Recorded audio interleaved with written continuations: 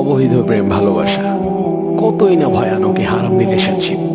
আপনি 5 ওয়াক্ত সালাত আদায় করছেন, রুটিন করে নিয়মিত কোরআন তেলাওয়াত করছেন, আপনি পর্দা করছেন, রাসূল সাল্লাল্লাহু আলাইহি ওয়াসাল্লামের সুন্নাহ মেনে চলছেন, নিয়মিত কতই না দোয়া করে যাচ্ছেন, আর এর পাশাপাশি আপনি কন্টিনিউ করে যাচ্ছেন একটি হারাম রিলেশনশিপ অর্থাৎ জিনা, যা হচ্ছে কবিরা গুনাহ।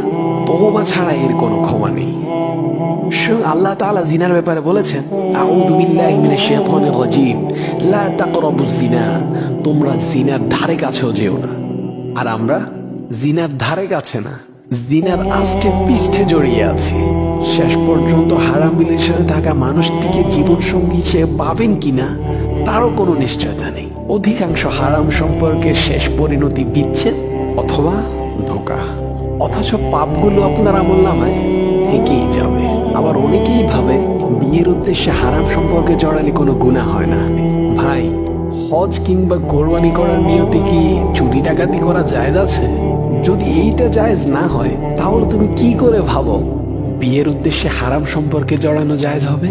আবার অনেকেই ভাবে বিয়ে করে নিলে হারাম রিলেশনের গুনাহ মাফ হয়ে যাবে। এটি নিতান্তই একটি ভুল ধারণা। কবিরা গুনাহ তওবা ছাড়া কখনো মাফ হয় না। আর তুমি বলছো তুমি বিয়ের পর তওবা করে নিবে? আরে তুমি আগামীকালের সূর্যটি দেখতে পাবে, এর কি গ্যারান্টি আছে? চোখগুলো বন্ধ করার পর আর নাও তো খুলতে পারে। তাই আসো, হারাম সম্পর্ককে না বলি, হালাল সম্পর্ক গড়ে তুলি।